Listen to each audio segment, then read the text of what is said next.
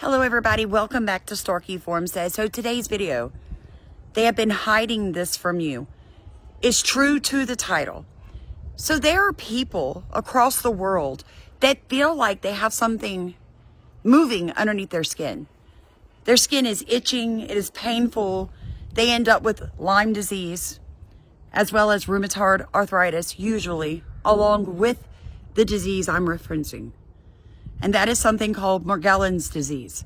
But today's video is to show you that things like autism, Lyme, and Morgellons disease is coming from one simple thing, and it's being dumped on you every day. Now, I could take up hours of your day by trying to convince you that weather modification is happening across the world. But at this point, if you are unaware of what I'm talking about, it's called geoengineering. Now, before you say that I'm somebody that is a conspiracy theorist or somebody that likes to go down rabbit holes, I can prove to you that it's happening. It's everywhere. Now, on top of this, you may be asking the simple question is why? Why would governments be modifying the weather? Well, they do it because they want to bring more rain or make the hail not as bad, or to increase their snowfall for their skiers. What are they using when they do this weather modification? Well, they're using heavy metals. One of them is a type of aluminum. Now, the problem with this aluminum that is being dumped on you from the skies is very simple. Aluminum toxicity has been linked, along with lead and barium and strontium and several other heavy metals, to things like autism. Watch. Toxic Girl Scout cookies. Researchers with GMOscience.org say yes, they contain ingredients linked to autism and cancer. They tested the cookies for the presence of aluminum, arsenic, lead, and mercury. 88% of the samples contained all of these. Every cookie tested contained the active ingredient in the weed killer Roundup, and 96% contained lead. The Girl Scouts say in a statement their cookies are produced by trusted licensed bakers who adhere to rigorous standards set by the FDA. With autism. So autism, I have a master's in education, and autism literally was only a whisper on the wind 25 years ago. So what causes autism? It has been linked to heavy metal poisoning. Now, when you look at what they're using when they cloud seed, it is heavy metals like aluminum, like silver iodide.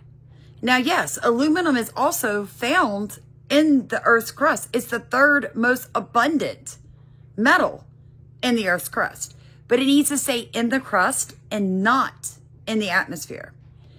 Now, having said that, if your child is autistic, mom, grandma, auntie, dad, listen to me. Get them on organic foods. Get them away from colored dyes. Stop with the vaccines. Back them up. Slow the schedule down. Do something different to help the child detox from the overload of heavy metals in their bodies. Now, if you have Morgellons disease, I want you to think about this. One of the symptoms of Morgellons disease are fibers or fiber-like materials coming through the skin. Watch this. And we have a pretty clear idea both of what it is and how it should be addressed. The closest condition we know of to Morgellons is bovine digital dermatitis, which is weird growths out of the skin of a cow. And it's also caused by bacteria in the same family as the one that causes Lyme. The filaments are made of keratin, the same stuff as your hair and nails, but also have an amyloid component, making them similar to the plaques found in the brains of patients with Alzheimer's. And I want to be clear, I am not saying that all Alzheimer's patients have Lyme, but Borrelia can definitely cause amyloid deposits in the brain, so it kind of makes sense it could show up in other places too. Like right now, my cat is being a lazy floofy pom-pom instead of a good mouser, and anywhere the mice go, they leave the mice equivalent of amyloid plaques under my kitchen sink. Get a job. Now, I want to address the elephant in the room around this, which is that a lot of patients who go to the doctor and say they feel crawling under the skin and see little weird things growing out of their skin, and because all things chronic Lyme are rarely understood by most doctors, and many of these patients are middle-aged women, the doctors think the patients are crazy and just prescribe psychiatric treatment. Even Mayo suggests this is the best route. And they say, get treatment for any condition that affects your thinking, mood, or behavior, which, like, come on guys, infections can do that, but SSRIs aren't gonna cut it. So I think we can do better. Enter earthworms. What? Yeah, sorry, it's gross, I know. Also not vegan, but not exactly endangered either. Earthworms have this cool compound called lumbrokinase, which has been extensively studied for its effects on fibrin. Traditionally, earthworms are used as medicine for some of these symptoms of itching and crawling under the skin, when we can also see that blood clots are forming incorrectly. The blood clots in this case are the improperly laid down fibrin and keratin, and the Borrelia infection is behind it. So when we treat patients with Morgellons in the clinic, we will often put just a teensy bit of medicinal earthworms into the patient's formula to direct the actions of it to those parts of the body, along with the herbs we use to slay the spirochetes. Yum. The more you know. The most interesting part of that entire video was the fact that he's using earthworms to help people be cured of Morgellons disease. Now, why? Why, you ask? Well, because earthworms legitimately clean your soil of toxic bacteria, fungi, and viruses, as well as heavy metals. Don't believe me? Do your own research.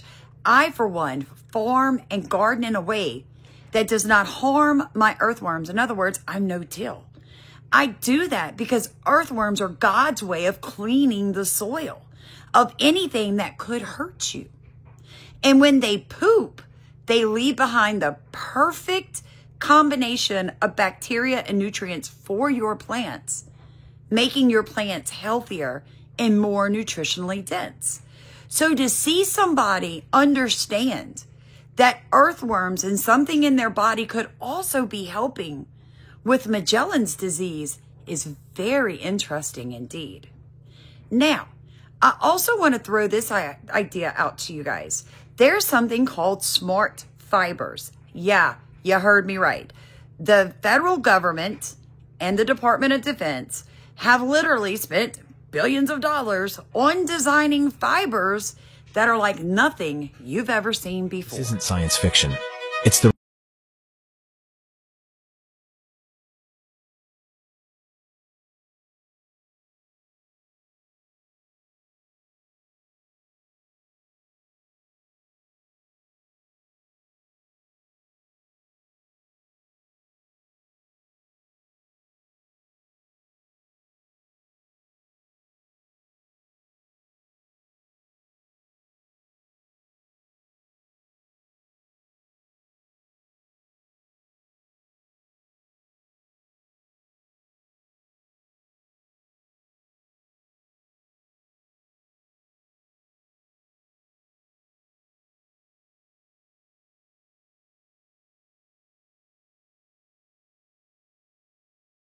makes Morgellons so hard to diagnose as well as treat is that doctors don't know what in the heck these fibers are that are coming out of people's skins. Basically, and I'm going to let you hear it out of their mouths, they tell you these are textiles we've never seen before. Maybe they're smart fibers. The body actually growing these fibrils or hairs, the body producing artifacts of some kind, that whether they're some people, I've even met a couple of people that are producing plant-like material growing out of their skin. There's actually these non-earthling type of insects being come out of their body. I mean, unbelievable stories that I would never have believed it unless I was standing in their house witnessing this. These are fibers, we could say, that do not exist in nature.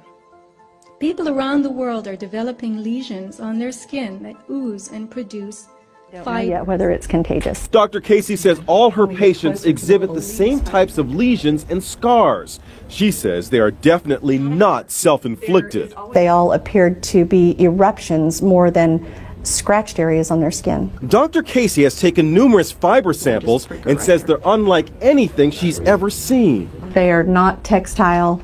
They are not any known substance. Dr. Casey was amazed by the mysterious fiber on Brian's hand and decided to have it tested.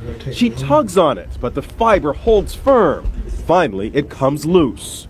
We took the whole plug of skin with it. Dr. Casey and her colleague, Dr. Randy Wymore, take the samples to Tulsa's crime lab. Morgellons fibers are not any known textile, cotton or rayon or nylon, not any of those. What's more, the fibers don't burn when exposed to high heat. Have you ever done a fiber that didn't vaporize completely other than the Morgellons fiber? No. To differ, folks, that you've got MIT and universities working with the Department of Defense to develop fibers that contract and move with heat, but don't burn because they're fire retardant. And now you got people with Morgellons disease, these same fibers coming out of their bodies. Now, this could be due to the cloud seeding from above, all the toxic chemicals coming down and messing with the fungi and the viruses and people just having eruptions. Or it could be that the clothing you are currently wearing is embedding itself because it's smart fibers into your body.